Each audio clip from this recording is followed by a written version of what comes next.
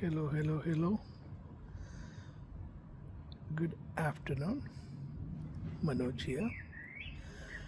Well, today's Friday. I'm at my usual wooden chair beside the great hall. It's around 12 now. It's quite bright.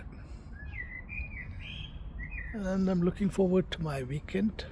We're going to Kent over the weekend, staying there in a hotel. It's a very old hotel, I was told. Going to stay there, go to the cathedral, and look around. Been a stressful week, you know, stressful week. Just finishing off.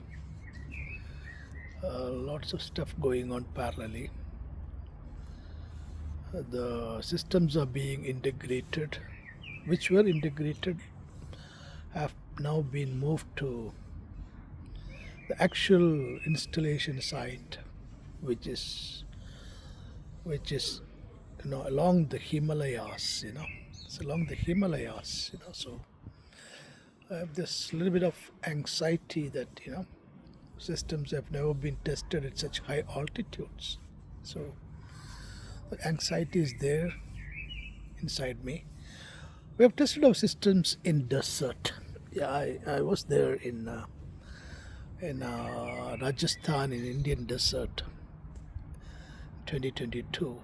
We did a desert weather condition trial for 1 week, and of course it has been tested in other environmental conditions, but not those kind of extremely cold weather conditions along the Himalayas.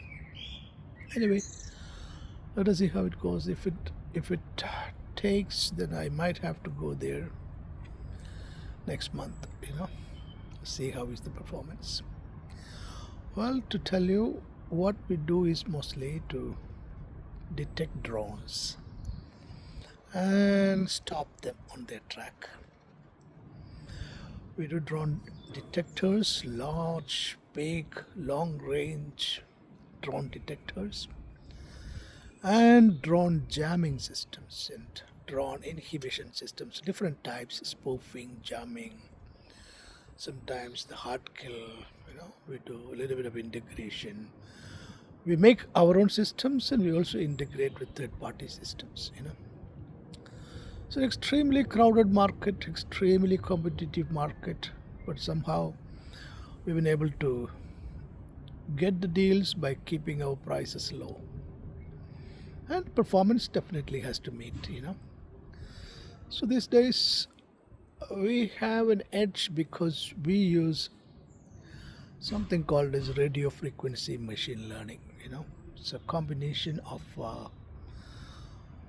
the science of radio frequency signal identification together with machine learning, like neural networks, deep neural networks. So we kind of pioneers in that field. We come up with quite a lot of algorithms in that domain. So that's probably giving us an edge when it comes to detecting unknown drones. There are multiple types of drones in the market.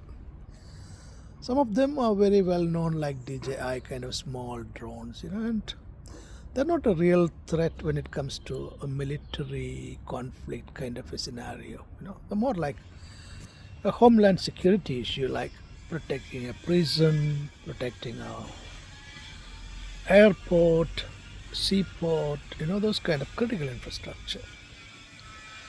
But in the military context, you're not looking at those kind of commercial drones. You're looking at drones that comes with unknown signatures. Signature, what I mean is the frequency of transmission, bandwidth of transmission, the protocols involved, all unknown to you, because these are all proprietary systems. So you need a level of intelligence to catch them. It can look like any signal, it can masquerade itself like any signal, but you got to be smart enough to catch them, and that's where artificial intelligence comes in.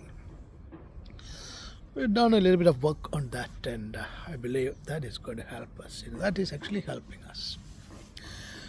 Well, so anyway, you can only make it so good. I mean, end of the day, the system must work in high altitudes. That's a different type of challenge. The boards that are used in the system must be able to withstand such extreme temperatures. That's something that you don't get to test, you know, all the time. You just have to go through the process with the customer, and that's what is going to happen. So if it is giving us trouble, we may have to bring it back and harden it, make it more weatherproof, and. So that's why I'm a little bit anxious about what's happening right now.